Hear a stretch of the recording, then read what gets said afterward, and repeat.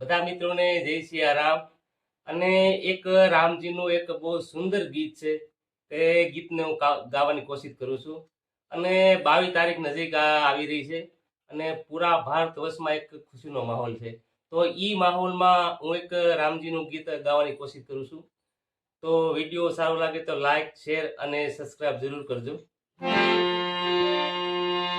मेरे झूपड़ी के भाग आज खुल जाएंगे, राम आएंगे, ओ राम आएंगे, आएंगे राम आएंगे, ओ राम आएंगे, आएंगे राम आएंगे।